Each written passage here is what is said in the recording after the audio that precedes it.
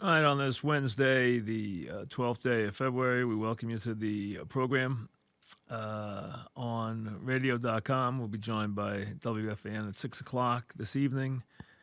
We got really a lot of stuff still going on because, baseball's so different this year because there's so much that is surrounding the sign stealing scandal. Like tomorrow when the Astros today they got everybody together so that they will meet the media. They will throw their clubhouse open tomorrow, and they will take questions. And they're going to get one shot at this. They're going to get one shot at doing this right, not two, because they're going to get one shot to go in there to answer the questions. And the only way this works is if you go in there and you basically answer every question that the media has until they're exhausted, until they have answered everything. If you ever saw the old West Wing episode with Alan Alda playing the senator running for president, Arnie Vinnick, the Republican candidate for president, and he had been involved with okaying and really politicking to get the nuclear reactor online that melted down. So basically, he saw an 11-point lead in the presidency against Matt Santos, if you remember the program, completely melt away because of the fact that his home state was California. He was a senator from California. He had been a big proponent of nuclear energy. He had, during the debate, had been a proponent of more nuclear energy, saying that he thought it was safe and worth the risk. And he had worked hard lobbied very hard to get that reactor online. Well, they had a meltdown, right, in one of the coils, and they had a big incident. So he lost his whole lead.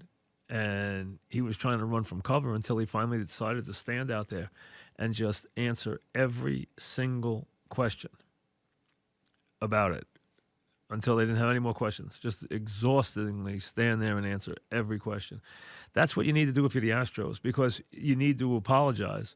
And then you need to be honest. And you know what? That means they got to come clean on whether or not they did anything last year. They have to come clean on whether or not Altuve was wearing something, as everyone seems to assume he was. I mean, that was even brought up today. You heard the comment that Sanchez made through an interpreter, of course, but you made a comment that, basically they could rip his clothes off if he had a game-winning home run. Altuve went inside because he said his wife didn't want him having his shirt ripped off, which is what you're thinking about after you hit a game-winning home run, where that your wife's going to be angry that they rip your shirt off. Very weak. So there's that whole theory, which, hey, I don't know where it came from. I don't know if it's true, but you know what? Who would be surprised at this point that he was wearing a wire that that transmitted electronic urges that signals that deciphered pitching? Maybe he did. Maybe they had moved to that by last year. If that's true, this is their one chance to own up to it. If they lie, if they get caught again, if more information comes out, then the cover-up has destroyed any credibility they have, any chance for forgiveness. America's very forgiving. They will allow you anything as long as you tell them, I did it, I'm sorry, here's how I did it, I won't do it again. If you cover it up, if you lie and you get caught and then more information comes out, you're dead. And Altuve's got a big image issue here because he's probably been one of the more respected, because his play has been so good in these big spots. He's probably been one of the more respected players. Now, I'm not the biggest, believer that sign stealing is this overwhelming factor. I've even argued that with Aaron Boone. We have a little different opinion on it, okay? Everyone has different opinions. You can find 10 people have 10 different opinions as to the degree it helps. Some guys will even tell you they didn't want to know the signs. But other guys will tell you, hey, and the stories that have come out in the last couple of days, that last year Washington had 5 sets of signs in their series. 5 sets of signs. That's how they had been warned that you better understand they're going to try and steal your signs. So they had been warned by other players. They had been warned by people who came to the team and told them that they were going to try and steal their signs. That was last year. You're not even talking a couple of years ago. You're talking about last year. So were they still doing it last year? And if they were doing it last year, and the Red Sox were doing it in 18, and the mastermind was Beltran, then what happened when Beltran came to the Yankees? That was never discussed. Someone's got to ask that question too. This was never discussed. Everyone thought it was going on, and when Beltran came to the Yankees, it was never discussed. Cora took it to the Red Sox and used it, but Beltran didn't take it to the Yankees and use it. All has to be asked. As a matter of fact, I think you're to the point now. There are so many rumors surrounding baseball now about how many teams are involved. If I were covering a team, any team in the league, I would go to spring training and I would ask, can you tell us that you were not involved in any way in anything to do with in sign stealing in the last couple of years? That you as a team were not involved in any kind of sign stealing? I think every team should be asked that question in spring training. And let them get on a record right now. If they were, this is the time to come clean. Nothing's going to happen. If you get caught and it comes out afterwards, it's going to be heck to pay. So I would get on the record right now and say, hey, yes, we looked into it. We didn't do it. Yes, we tried it. It didn't work. We might have done this. We might have done that. Because there are rumors, it's no secret. You've had people who are in around the game saying 8 teams are involved, this and that. I mean, I've heard this from how many different people? And I'm not even around the baseball people every single day. And I've heard this over and over again. So I don't know what's true and what's not true, what's urban legend now and what's myth and what isn't. I don't know. But all I'm saying is baseball has to get this out and get in front of it now.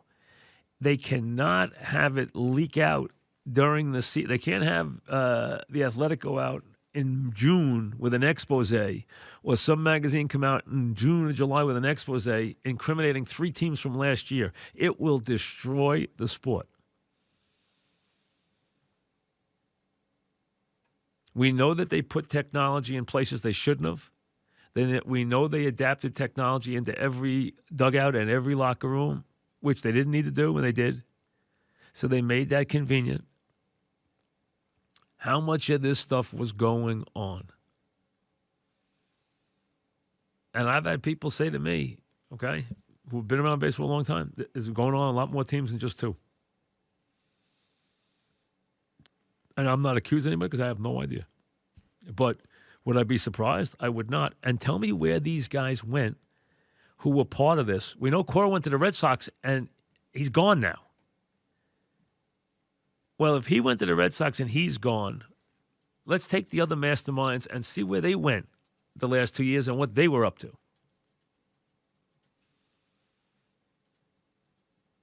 That's fair. But back to the Astros.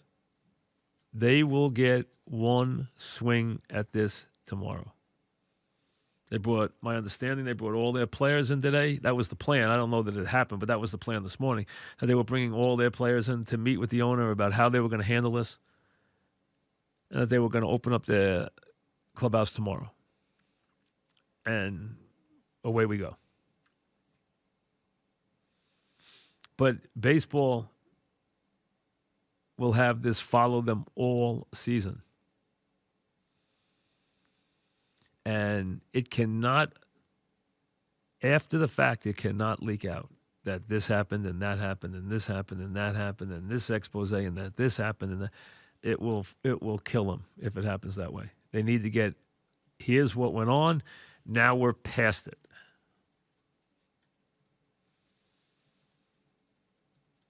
That's all that can happen there. Like I said, the Astros get one chance at apologizing, not 10.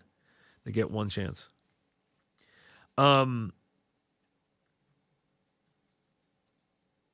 There's some other local things I want to get to, including the Knicks, which I want to save that for 6 because I don't want to do it twice, so I want to save it for 6 because that's got such a local angle to it. I want to hold that.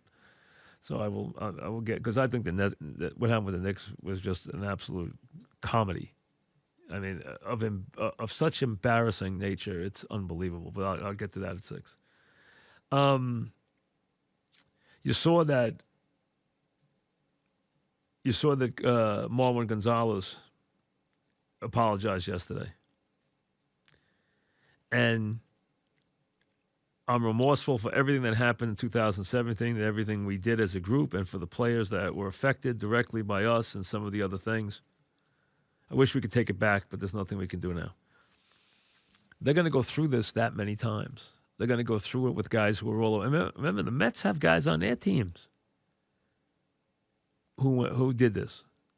They have guys on their team that were part of this team, as you know. They have 2 guys on their team who were part of this. And you got guys who are all over this Astros. You know, you got guys all over the place on every team here. You got Astros who have been there at certain points. Now, again, we got guys on the Yankees. We got guys on the Mets. We got guys who were there in 17. We got guys who were there last year. You got guys all over the place. And how that's dealt with and what's discussed there is critical. And they're going to have to talk about it. Every player. See, this is why they didn't bring Beltran back. They didn't bring Beltran back for 2 reasons. One, they wanted to wait till they went to the commissioner's office. When they went to the commissioner's office, they heard that Beltran was a bigger part of it than they thought. That was number 1. And 2, they didn't think Beltran could stand up to the scrutiny. And he probably couldn't have, because it would have gone on every day. You've seen how much it's gone on now. It would have gone on all day, or it would have gone on forever. I don't think he could have gotten past it. I think it would have become such an overriding issue. You would have said, like, what else are we talking about this whole year? This story has that kind of legs. And especially as more information continues to come out, and when you have other players, making fun of the Astros, comments, shooting holes in the Astros comments, then it will never, ever go away. A couple of words on the New Hampshire primary last night and where this is right now. That's really the bigger thing. New Hampshire and what happened. Sanders won, but he wasn't overly impressive. Mayor Pete coming up and doing a good job. Remember, Iowa and New Hampshire are retail politics. That's over.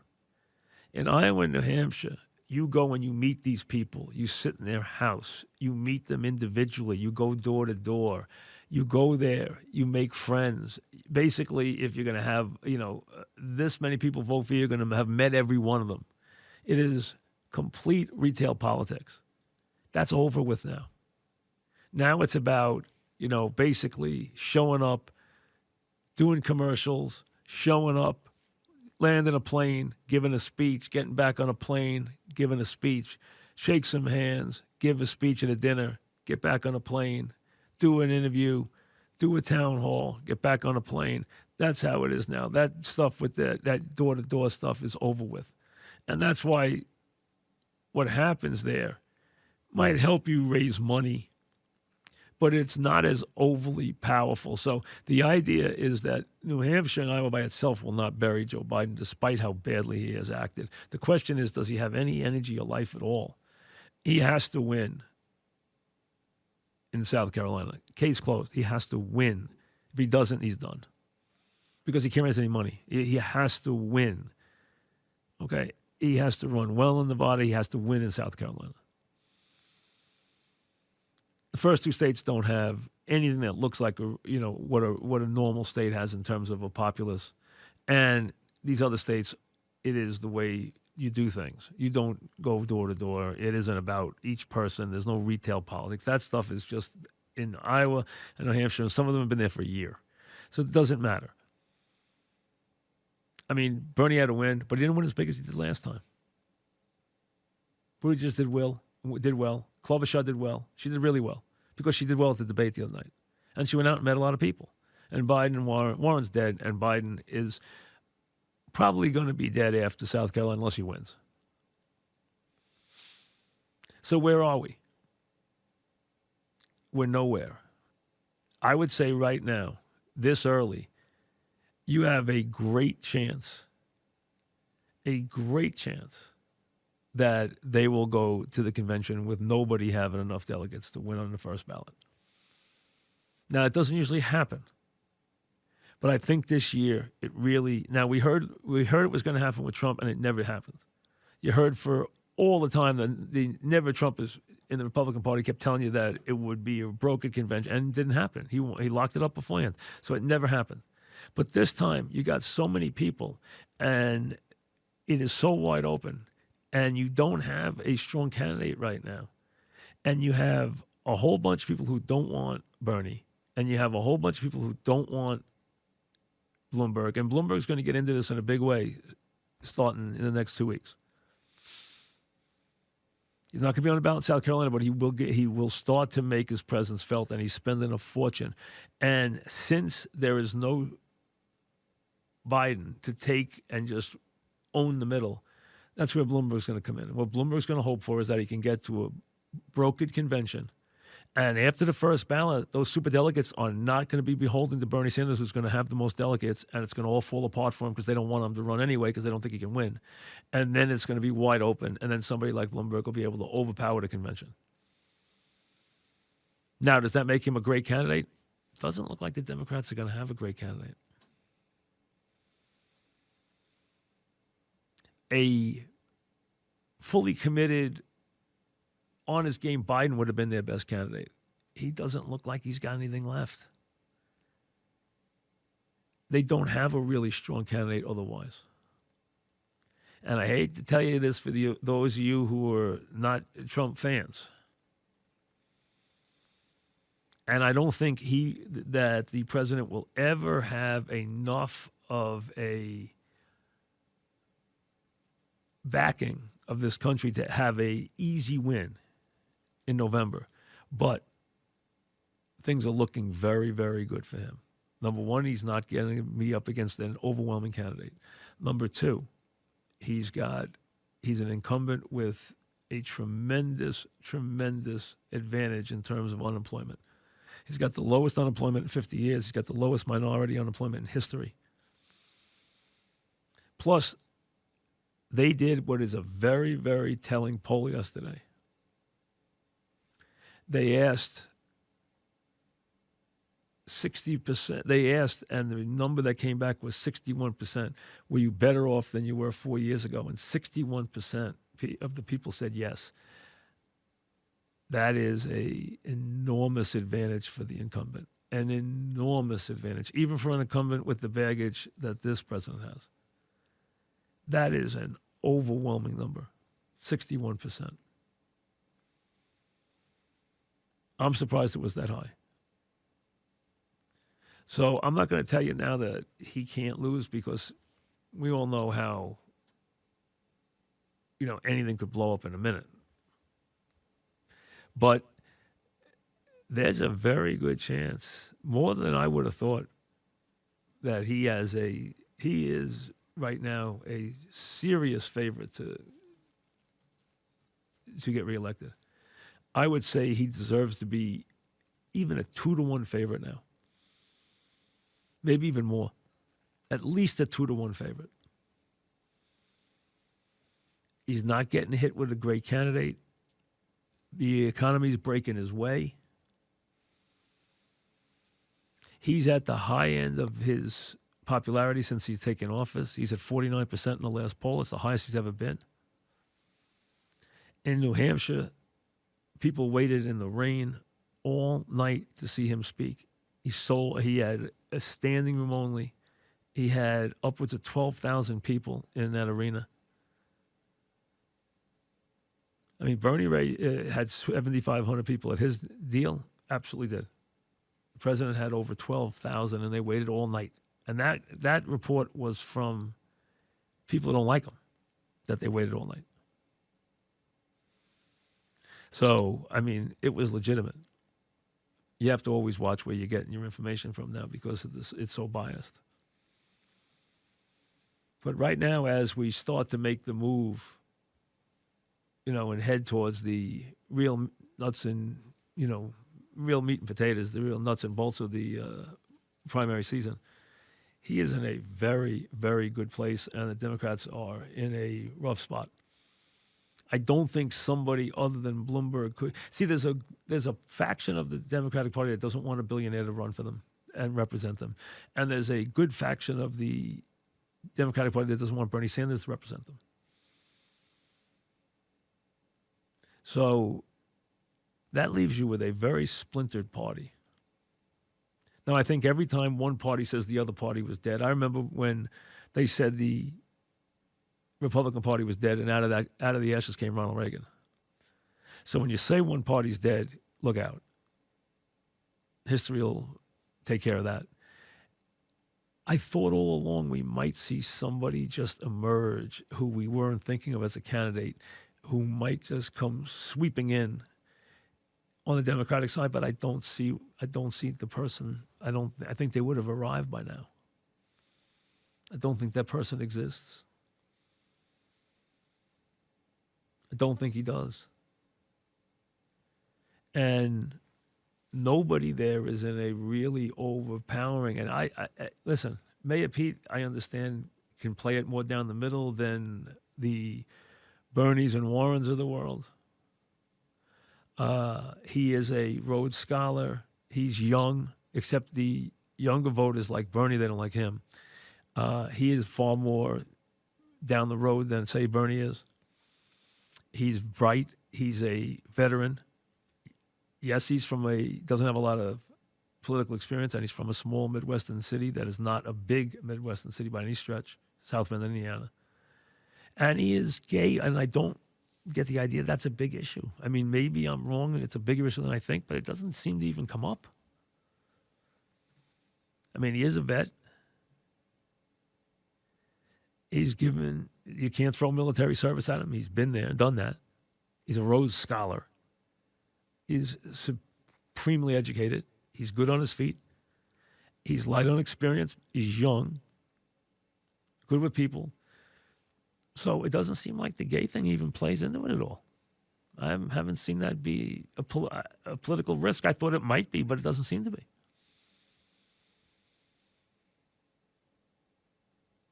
But I would say right now that this is. I never could see Bernie getting the nomination because I don't think the Republican Party, in its heart of hearts, believes he can win. I could see Bloomberg getting it. I could see Mayor Pete getting it, but it's unlikely. It's more likely that it's Bloomberg on a brokered convention, but he isn't even really a Democrat. He's not really a Republican either. He's a guy who kind of splits the baby. He's a guy who has his foot in one ideology and the other ideology. He's kind of down the middle.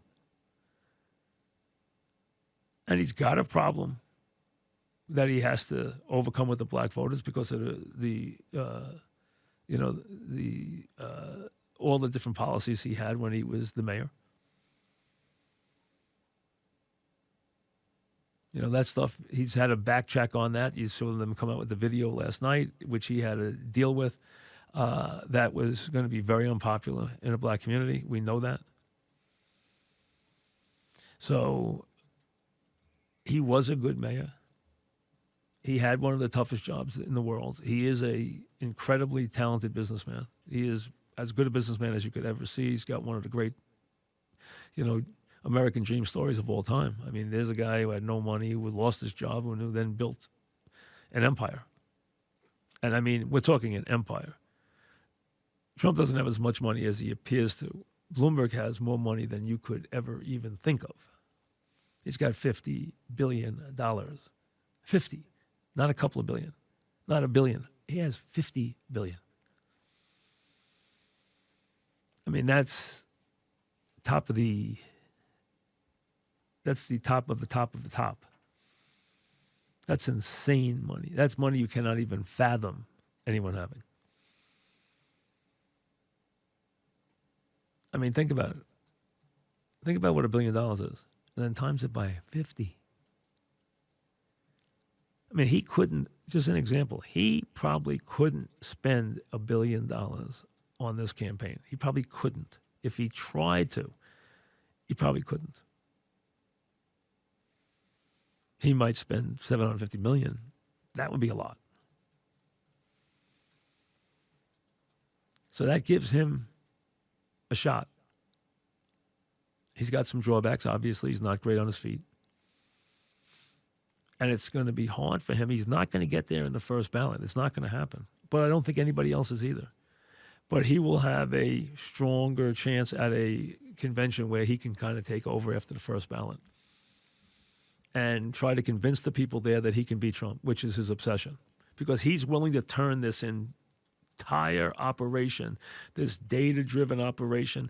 He's hired some of the best political minds in the country to do his ads, to structure his campaign, to give him ground troops everywhere in the country, in every state that has a primary, every single one. And he is willing to, if he doesn't get the nomination, he is willing to turn that entire structure over to whoever gets the nomination. That's how much he wants to beat Trump. So he has this data-driven thing. I think they call it hawkfish. If I remember right, I think that's the code name for it. But they say it is state-of-the-art. And he hired all these people through November. He hired them at big wages. I know someone's son who came out of college, smart kid, and he got a job. And they said they couldn't believe how much money he got to go work for Bloomberg. And not just for a couple of weeks, through next fall.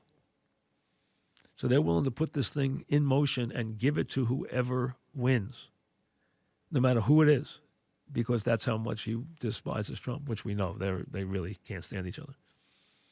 And Trump's a little bit afraid of him for this reason. He fears his money. He knows that money is power, and Bloomberg has insane money. Not like a little money. He has insane. He has move mountain money. And Trump respects that. Someone has that kind of power, that kind of money. And he does have that kind of money. So that's where this thing is as it leaves New Hampshire. I mean, the biggest shock of the first 2 weeks is how bad Biden has been. He has been, I mean, you can't run it. I don't know. I haven't looked into it, but someone's got to do an expose on who was running this campaign. Here's a guy who, when he announced, he had a huge lead. What has he been doing? I mean, this thing has been run straight into the ground. He wasn't even in New Hampshire last night. He was in South Carolina because he knew he was going to get blown out of the water.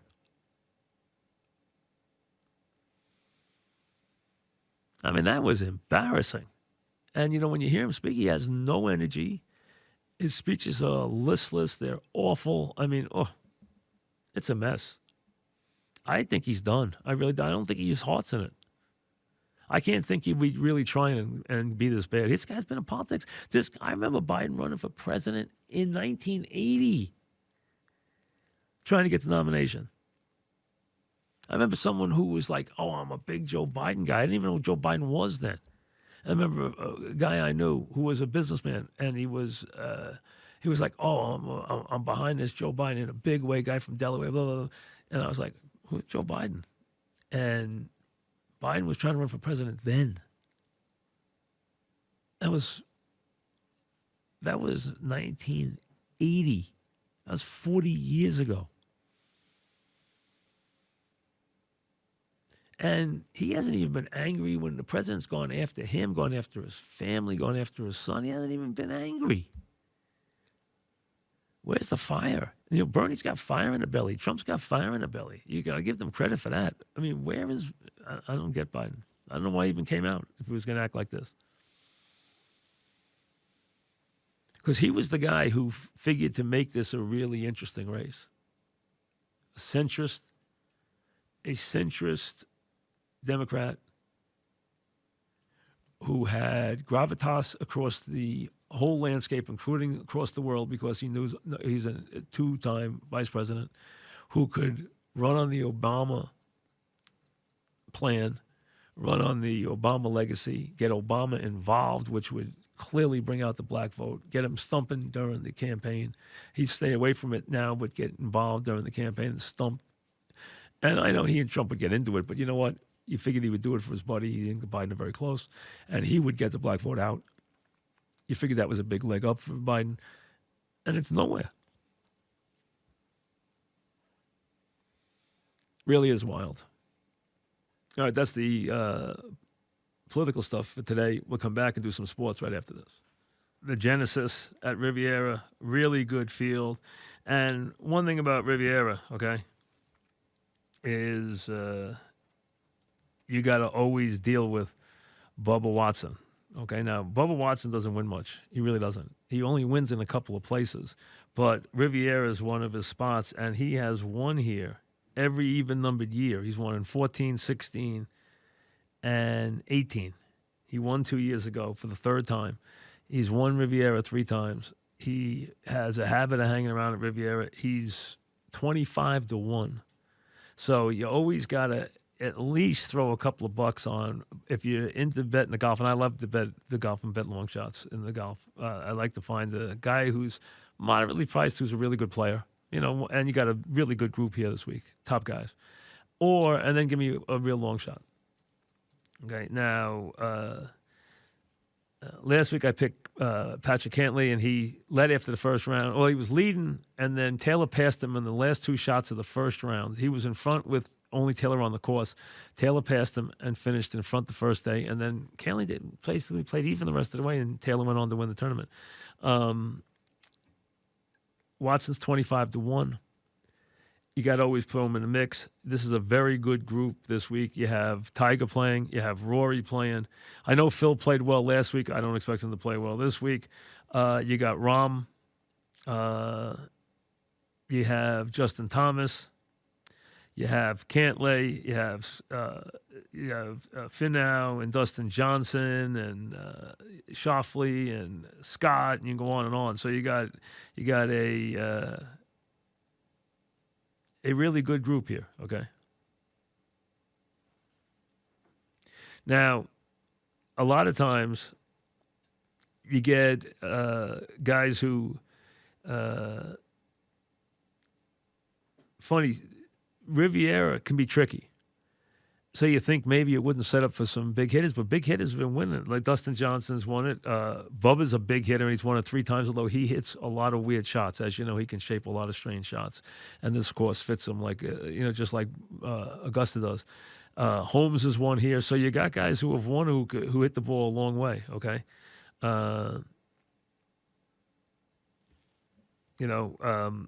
Koepka, I only pick in the majors. I don't pick him in regular tournaments because he doesn't seem motivated.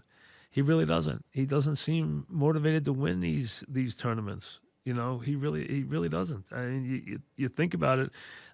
You save him and you wait until he's, basically ready to go in a big tournament, because that's when wait for the majors, because that's when he's motivated. He's not motivated in these tournaments. He just isn't. Say what you want about it. I know it ticks the PGA off because the PGA wants him to be more involved week to week. And they want him to care more week to week, and they want him to, win more regular tournaments. He doesn't care. This guy wants to win majors. That's all he cares about. He doesn't really care about anything else, and that's his game. And you know what? So what? For the most part, Tiger Woods has been that way, although he's won a lot of tournaments in his life. Now, let me give you the odds this week. So see, and give you some thoughts, because it's a very good leaderboard. We have, let's see. We have, they're in no particular order here. I don't know why they would be in favorite order, I would think, but they're not. Rahm is 7.5 to 1. Justin Thomas is 7.5 to 1. Rory is 7 to 1. Tiger is 13 to 1. Finau is 17 to 1. Schauffele 17 to 1. Sergio is 45. Mickelson is 40. I don't think he'll win. Cantlay is 17 to 1. Last week's winner, Nick Taylor, now is on the board. He's 85 to 1. I don't know if we go back to back. I would say no. Kuchar's 50 to 1. Leishman is 35 to 1. Nah, who finished second to Watson 2 years ago, is 65 to 1. Rose is 35 to 1. Spieth is 45 to 1. You don't know when Spieth's going to bounce back. Day is 30 to 1. Holmes won it last year. He's 60 to 1. Dustin Johnson's 9 to 1. Always a big threat.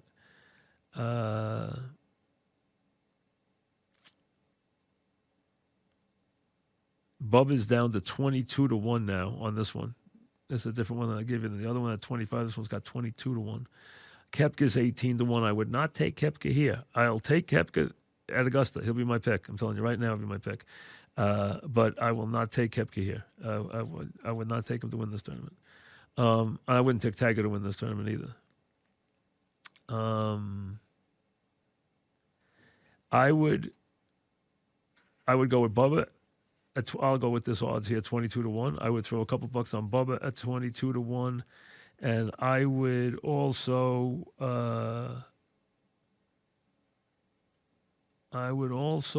look at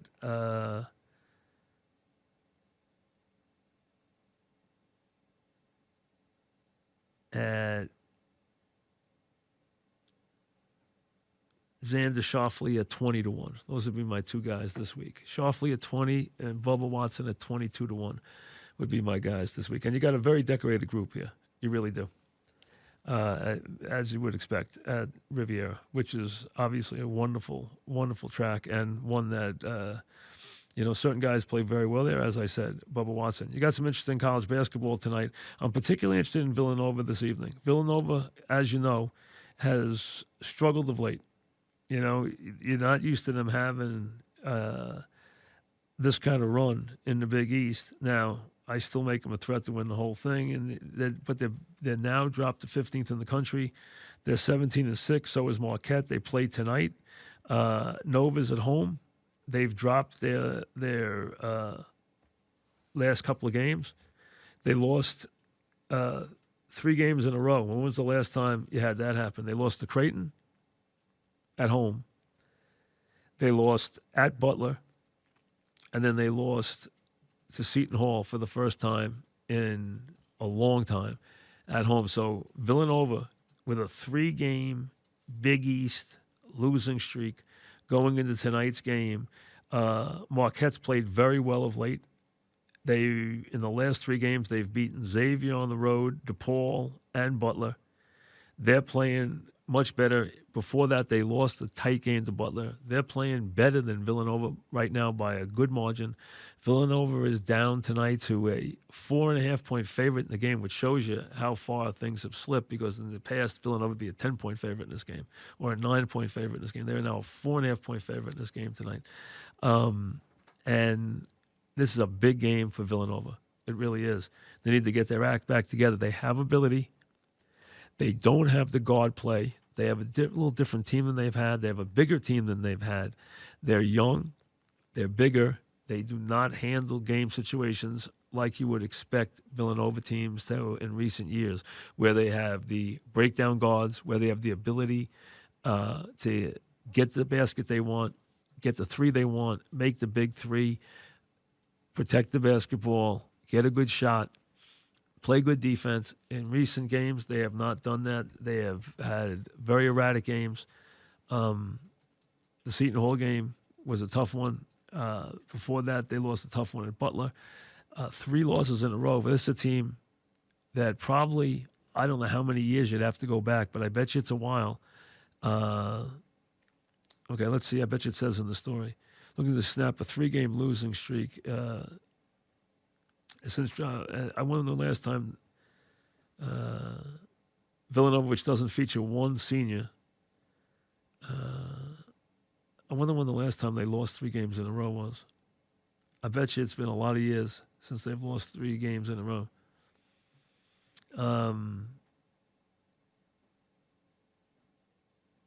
Doesn't say. I thought it would say how many years it's been, but it's probably been a long time since they've lost 3 games in a row, 3 league games in a row. So we'll see what happens tonight. Plus Villanova, plus Marquette's playing very well. You know that we've won 3 straight games. Well, they've lost 3 straight games. This will be a fascinating game this evening. Very big game. And listen, we know Villanova's going to the NCAA tournament. They were just in the past when they put the Sweet 16 up and slotted the teams. They slotted them as a 3 seed. They also slotted Seton Hall as a 3 seed. So even if they slip to a 4 seed, they've been ranked all year. They're not going to be worse than a 4 or 5 at the latest. At the worst, if they continue to slide, if they play a little better, you figure they'll be like a 4 seed in the NCAA tournament. They're not better than that this year. They don't deserve to be better than that. You got a couple other interesting games tonight. You have Kansas, which right now is a number 1 seed, which is the number 3 team in the country. But tonight they're playing at West Virginia. They're underdog tonight at West Virginia. This is a very good West Virginia team. This is going to be a hard game for Kansas to win tonight. Kansas wins this game tonight. It would say a lot about the rest of their season. And frankly, I think they'll still be a 1 seed even if they don't win tonight. But this is a big game for them. West Virginia's ranked 14th. They're ranked 3rd. Very big game tonight in Morgantown. Tough to play this West Virginia team there. And very interesting game. Creighton plays Seton Hall tonight. Seton Hall, coming off that big win against Villanova, is in the top 10 now. Creighton's ranked 23rd. You got a lot of ranked teams in the Big East right now. You know that? You have 5 ranked teams. You know that? Because I think Marquette just snuck in because you have Butler, Creighton, Seton Hall, Villanova, and I think Marquette might be ranked in one of the polls too. So that's a lot of teams right now in that league. And Seton Hall, which came off that loss to Xavier. Xavier played really well in that game. And then Seton Hall and Powell had a nightmare that game. And they came back off that and beat Georgetown. And then they went to Villanova and won that game 70-64, which was a very big win for them.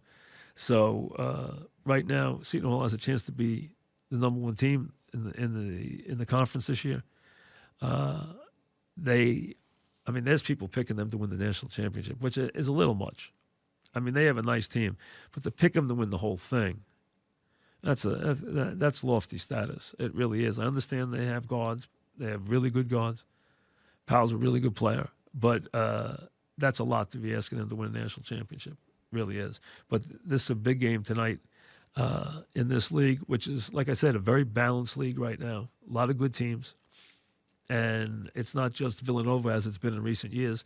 You have obviously teams ranked ahead of them. You have other teams in this conference that are looking to do something this year. So they're going to be represented very well in the tournament. And the tournament, as we know, is just completely wide open. San Diego State won again last night. Haven't lost. They won 82-59 against New Mexico. They continue to be unbeaten. And right now have come very close to locking up a number 1 seed for the regular season. They're going to do that. You know, you got a very good chance that Baylor and Gonzaga and San Diego State will all be number 1 seeds. And rightly so. I mean, San Diego State's had that kind of season, and you have teams out west doing really well this year. You really do. So another interesting game. So you have the Kansas game tonight. You have Xavier Butler tonight. You have Creighton Seton Hall tonight. You have Auburn in action against Alabama tonight. Rutgers is playing at Ohio State tonight. I think Ohio State still has one of their key guys out. I'm pretty sure you might want to check on that. But Rutgers, which came back and won that game in overtime, they were down big to Northwestern. They were getting killed. They made a big run. They got the game to overtime and beat Northwestern. And Northwestern's having a lousy season, but they played well and shot the ball well at Rutgers. But Rutgers came back and won the game in overtime. Now Rutgers goes to Ohio State, where it'll be tough to win tonight. So they're in action there tonight also. And let me see if there's anything else. Louisville's playing at Georgia Tech. Louisville's having a very good season. Has a chance, will probably right now be a 2 seed and has a chance to have a very good season. And St. John's is in action. It hasn't been great. They're playing Providence, which has been playing better. Providence has been, they lost to Xavier last game, but before that they had beaten Creighton and Butler and played a really tight game with Villanova. St. John's has only beaten DePaul in recent games. Need this game tonight. They're 13-11. They got a long way to go. They're going to have to win the Big East tournament to get into the NCAA tournament this year. Anything short of that is not going to happen. Providence has been probably the stronger team right now down the stretch. So we'll see what happens tonight as Providence and St. John's play. That's an 8:30 game this evening. Villanova game is an 8:30 game this evening also. And Ohio State's missing at least one starter. I know that. I don't know if they're missing two, but they're definitely missing at least one. So we'll see what happens there tonight as Rutgers plays that game. So we got a lot of good games tonight, led by, to me, the Villanova Marquette game, which I want to see at 8:30 because I want to see if they bounce back. There's, 3 in a row. They need to bounce back. I understand they're young, but this is a game they need to win at home tonight. Otherwise, they are really into a serious tailspin as we head into these final weeks of the regular season. And we know they're going to the NCAA tournament. They've done enough already this year to earn themselves a bid to the NCAA tournament because, the season's, they're 17-6. They're in pretty good shape. They've had some good wins, but they have gotten very erratic of late, and they have not been able to handle the game situations well or handle the ball well. It really started for them when they won that game against DePaul where they blew an 11-point lead with 2 minutes to play at home and had to win the game in overtime. Since then, they have been incredibly erratic in every game they've played. They have not had a good run of games since then. They need, coming off these losses, you can tell Jay will have their attention.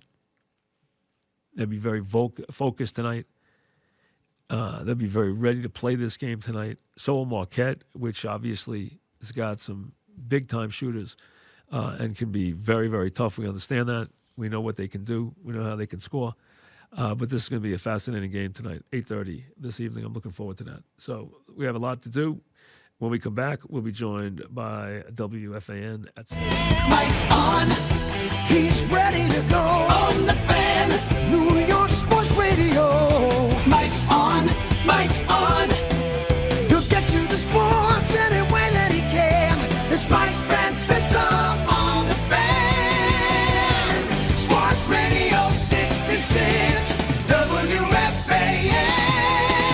All right, on this Wednesday evening, we join you again until 6:30, brought to you by Casamigos Tequila, brought to you by those who drink it, as they do each and every day, and we thank them for that. Casamigos Tequila brings you our program. And again, tonight we start not with the baseball, but with something that is even more head-scratching, and that is what we saw from the Knicks here. Explain to me how a franchise and an organization, all right, MSG is a public organization, as you know. I've mentioned this many times. The stock MSG, which owns the teams in the stock, there's two stocks. The one owns the network, which is a stock you don't want to own. The one that I've told you about for years that has the teams in it is an incredibly valuable stock. It's now over $300 a share. It's worth over $7 billion in market value. You would think that despite the fact that they can't get out of their own way on the court, they have done well in terms of filling their arena and making money. Their property is worth a fortune. We understand that. I mean, from that standpoint, they're a thriving business. But here's the thing. How much worse can it get? I mean, in all the years, I don't think it's ever been more embarrassing than it was, where you have guys. Now, this team has stayed quiet for months on end as it continued to lose, as it has continued to just do nothing in the way of anything productive in terms of basketball play, in terms of what was going on the floor. And in many times when different things happened, not a sound. Now you have someone come out when the coach is actually, and the coaching staff is actually doing a credible job, doing a good job. Not that it's getting them anywhere, but all right, the guy is doing his job. He's working. He's trying to win games. He's actually made the team more focused, more productive. And you have some guy come out and act like he's running the franchise and come out and make these wild statements. I mean, it has reached a level where I said to someone today about it, I said, how much more of a laughingstock can this franchise become? I mean, how can you have someone come out and act like he's going to run the franchise? This guy's not the president of the team. Who gave this guy in any way put a thought in his head that he could come out and make the kind of statements he made about the franchise? To the point where he basically fired the head coach on national television. I mean, think about what we're talking about here, that the Knicks have to come out and basically say our branding specialist doesn't speak for the organization. When we do hire a president, he will be in charge of the organization. So we don't even have a president yet, although everyone knows who he's going to be. And the word is he's miffed by what happened. Miffed. I wouldn't even take the job if I was him now. This is so much past dysfunctional. This is almost where the rest of the league just has to be sitting there saying, hey, can you imagine that this jewel, and think about it, this is the most important arena in the world. It is built on about the most valuable property you could ever put a building on. The air rights above it are worth a fortune, a king's ransom. They have a license to print money. They can't chase the fans out of their building no matter what they do. And they've tried, and they cannot even chase them out of the building. And then they still act like this. They can't get better, and you don't even get an idea that they have an idea what they're doing. I would, if I was Dolan, I would have fired this guy. So I would have ripped his contract up. I don't care what he's getting paid. I would have ripped his contract up and told him to hit the street so fast he wouldn't have known what hit him. He should have been the first guy to go. Where was the famous Dolan temper there? He should have been the first guy to go. You let this guy clearly speaking out of school. So wait a second. You want a guy around who's going to make those kind of statements? Who thinks he, first of all, tells you how important he is to the franchise? This is the decision maker you want at the top of the franchise? He's going to tell you how important he is. He made up a bunch of nonsense of how important he was to other franchises, which everyone sat in the league and laughed at. And he comes out and he fires your coach who's actually doing a good job. I mean, how much worse can it get? How much more dysfunctional can it get?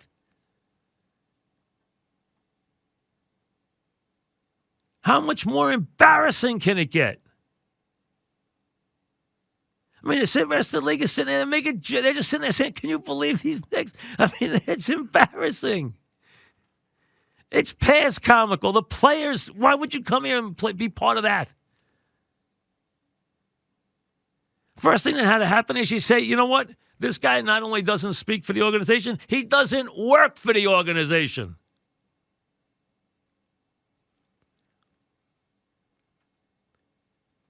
You let him go out there, make the statements he made, and there's no repercussions except we want you to know he doesn't speak on basketball issues. He doesn't speak for the organization. That's your answer? You can go bully some 12-year-old kid because he says you should sell the team, but that's your answer to this guy? When he embarrasses your organization from coast to coast on national television? You want to somehow, some way, get somebody to believe that you have an idea what you're doing with this team. This team that cannot chase its fans away, which has a license to print money. Hey, I own that stock. It shows you, hey, I put my money in them as an investment because it's a good investment. That stock was 100 a couple of years ago. It's now 300. It closed today at 307, I think. Okay? 300, let me give it 307.33. It's worth more than that. It's a good buy. They're undervalued, their assets. And that's without them having a clue. Not a clue. But they're in the best arena on the best piece of property that anybody could ever land on. They can't screw it up financially, but they can't screw it up anymore on the court. And how you could let a guy go out there and embarrass your organization that way when you're going to the All-Star game and trying to make it look like to the rest of the league that you might be getting your act together, and that guy is still part of the organization, there's no hope. There is no hope.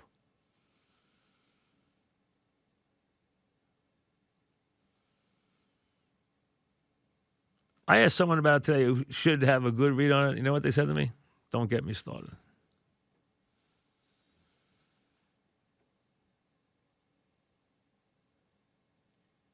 Past embarrassing. Really. You need that guy representing your organization? I mean, come on. Come on. Dignity, class, and just the idea of having a clue how to do business. I mean, come on. When does it end? Aaron Boone today on the Astros. Now, the Astros are going to meet the media tomorrow. They brought them all in today. They're going to open their place up tomorrow and answer some questions. Here was Boone today. Let's start with Boone on the cheating. The range of emotions has been huge. You know, you're mad, frustrated, disappointed. But you also know there's a time to move on. And there's, you know, I don't really dwell on the things that I don't really am able to control. What about the players? You know, everyone should be able to answer the question and be on the record about how they feel about it.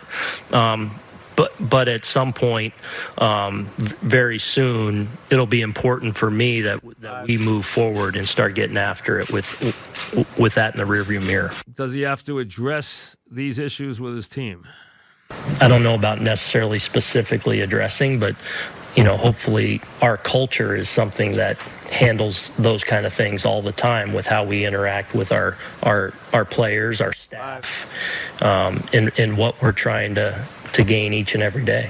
All right, and how he views Hinch, Cora, and Beltran. As human beings, we all fall down and we all fall short, and none of us are perfect. So there's always, you know, hopefully I treat people with a grace that would reflect that. It's been a little bit of a struggle for me and how I make sense of it. All right, let me get this straight, though. The Yankees hire Beltran in December of 2018, right, as a special assistant to Brian Cashman. After he doesn't get the job as the manager. Very impressive, okay? The Yankees supposedly know at that time that the Astros, or suspect at that time the Astros are trying to steal signs. You're trying to tell me, and that's the question I got to ask Aaron Boone and ask Cashman, you didn't discuss this with Beltran? You never went to Beltran and asked him about what was going on there. He now worked for you. You hired him out of Houston. You had him he's cashing your check. What did he say? Now, here's what Sanchez said, which got through an interpreter, through Marlon Abreu, about Altuve. Let's listen. Maybe I did hear some of it. I couldn't really pinpoint what was going on at the time. You know, I'm concentrated behind the plate on doing my job, and it was also my first full year in the big leagues. You know, I had no idea, you know, that people were doing things like that. You know, so it's hard for you to pinpoint what's going to really 10 seconds. determine what's happening further on in real time. You know. So I couldn't really connect what was going on at the time. This is the one I care about. What did he think about Altuve and ripping his shirt off? This is the one that got all the play today. Let's listen. This is through the interpreter, of course. Go ahead. He stayed back pretty well on that pitch, you know. But they asked him, you know, what were you looking for on that bat? And he said he was looking for an off-speed. So, I don't know. I mean, it's a good question. I don't know. But, you know, I can tell you that if I hit a homer and I get my team to the World Series, they can rip off my pants as well. Everything, they can rip everything off. If I get my team to the World Series, hitting a walk-off homer like that, they can rip anything off. That's why Altuve has a huge problem, because that is going to get played for Altuve. They're going to flock to Altuve tomorrow, and Altuve is going to have to answer the question directly. Why did you have to go inside and protect your shirt not being ripped off? Everyone thinks you were wearing some kind of electrical device. Were you? He's going to have to answer that tomorrow. Nobody's going to believe his answer. Okay? And how the Astros deal with this, especially Altuve, because of how he is held in such respect as a clutch hitter and as a star player, how he deals with this, he's going to get one shot at this. That's it. Because the Astros, I don't know what they went through today. I'm sure they had PR specialists in there today. They had crisis specialists in there today telling them how they thought they should handle this kind of crisis. This is like what, a senator goes through, or a president goes through, or a big politician goes through, and they bring in these crisis management guys and tell them how they think. Here's what you should say. Here's how you should answer. Here's how you should pivot. Here's how you should answer that question. Here's how you answer the follow-up level. They went through this all with the players today. They brought them all in and talked to them about tomorrow. Now, whether or not they're going to look coached tomorrow, or whether or not they're going to look like they're actually telling the truth tomorrow, I don't know. They're going to get it, and they're basically going to have to deal with it for a while. Now, it's not one guy. It's a whole bunch of people. So remember, the players have been absolved. They were granted immunity for their testimony. Why? Because the players were not in positions of authority, so they weren't going to do anything to them anyway. They knew that, so they tried to make a deal with them. Hey, tell us what you know, and we'll grant you immunity, which is what they did. Now, what that means for these guys as far as the court of public opinion, that's what they're in front of now. Forget anything else. This is now about how they are going to be perceived in the court of public opinion, whether or not they will be believed. And what they have to fear here also is if they don't tell the truth, if they lie about 17, 18, or 19, and we get an expose from The Athletic or from somebody else 2 months from now that shows that they were lying, it's over for them. They don't get two shots at this. They get one shot at forgiveness. If they act like they're telling the truth and they say they're sorry, they could be forgiven, but only if they come clean. And to get a whole bunch of guys to come clean on this kind of thing is virtually impossible, because their first reaction is to stonewall it. Because when Altuve and Bregman and those guys have been in public so far, they have stonewalled the whole thing.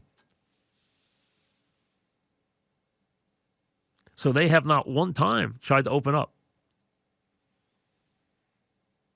But the thing that is very puzzling here is the Yankees want answers. Beltran was the mastermind, and he went to work for them. You never had a conversation with him? Doesn't seem possible, does it? You weren't suspicious? Sure you were suspicious. You already said you were suspicious. Well, Beltran was there. He now was working for you. It never came up. Back after this. We all know that Leon Rose is coming to run the Knicks as their president. An unhappy one after yesterday's incident, I'm sure, but it's still coming. Worldwide West is not. So the thoughts were that they were some kind of package deal, that they would come together. Worldwide West is not. And maybe that's a surprise to some, maybe it's not. But unless something that we don't know about happens, Rose is coming. He's already agreed to come. The other thing which doesn't go away, which I've said for days is not going to happen, John Calipari is not going to coach this team. Despite his relationship with these guys, he is not going to coach this team. John Calipari knows he belongs in college basketball. Plus, there are other mitigating factors. Number one, he makes almost $10 million a year in Kentucky. Number two, his wife is a small-town girl who he met at Kansas, who loves Lexington. She doesn't like the big city. She doesn't want to move. She loves Lexington, Kentucky, where he is implanted and is as strong as can be. He's done a great job there. He fits the school perfectly. His style has worked for him there. A bad year, they make the NCAA tournament. A good year, they make the Final Four. A great year, they win a championship. That's as low as it gets for him at Kentucky. It doesn't get any worse than that. A bad year is still the NCAA tournament and 25-plus wins. That's a bad year. It gets better from there. He's already won a championship. He's already put a ton of players in the pros. He's well regarded. And Lexington is one of the real unknown gems in America. There are not a lot of cities in America I could live in. I could live in Lexington, Kentucky. It is a beautiful. First of all, you go on the outskirts and you see all those amazing horse farms, which are all there. It is a gorgeous city. It is also a very sophisticated city that people don't realize. It's a classy, sophisticated city. It's a great place to live. It's beautiful. It's scenic. They love their basketball and their horses, and it is really a very, very underrated town. So people who live there love it, and they're not leaving. And John did not love his experience as a pro coach. He knows, and he learned, and rightly so, that the pro game is about the players and not about the coach. The college game is about the program builder. It's about the coach and his relationship to the players he brings in, even at one and done. But the pros is about the players. And he knows that. And he knows it's not for him. So despite you keep hearing these crazy things about him coming to the Knicks, I would be completely shocked, stunned. I would be knocked off my chair if he came to coach the Knicks. I don't think there's a chance in the world that he would leave what he has at Kentucky. His wife would be furious. I mean, I don't even know if she'd talk to him if he left. And why would you leave something that you have so perfectly built that allows you to run into the sunset? Being the head coach at Kentucky is as big as it gets. You can't get any bigger in his sport. The following is rabid.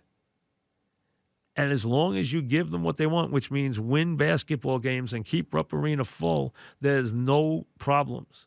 He was made for that job. He is the perfect modern Kentucky coach. He is a superb recruiter, and his strength is he is great at getting very talented players to sacrifice, play hard, and play together, even though they might only be together for 1 year. Go look at some of the star players he's had and look at how few shots they got per game. And then they went off to the pros and became big stars. He has been able to meld those teams. All right, he could have easily won another championship. There are teams he had that should have been able to go farther than they did. But you know what? In that sport, you can get shot out of one half. You can have a bad game from three or a bad game from the foul line and lose. That's the way that tournament is set up. It's not set up for the best team to win always. So he had teams that didn't get all the way that could have or should have. That's true, including his undefeated team, which was a great team that played great all year and then had a bad half. But he has it set up as well as anybody, and he'd be nuts at his age to risk that and come here. That would be the biggest mistake of his life. He would regret it forever. I don't think there is even a possibility, and he's not even the right guy for the job. So move on. It doesn't fit at all. That would be a mistake on everybody's part, especially his. So I do not see it happening under any circumstances, nor should it. These guys like him,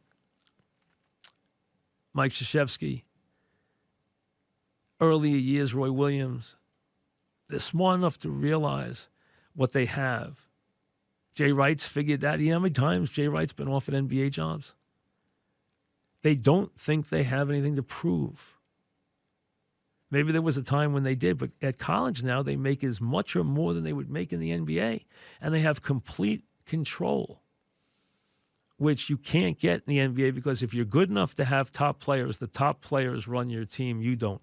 You have to have a partnership with them. And the players that you need to win with, you cannot control. not the real good ones. It's a players' league.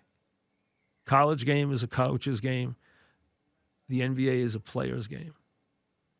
And Calipari knows that. That's why he stays put in Kentucky. Steve Summers coming up next. Net basketball after that. We will see you tomorrow on a Thursday. Enjoy your Wednesday night, everybody.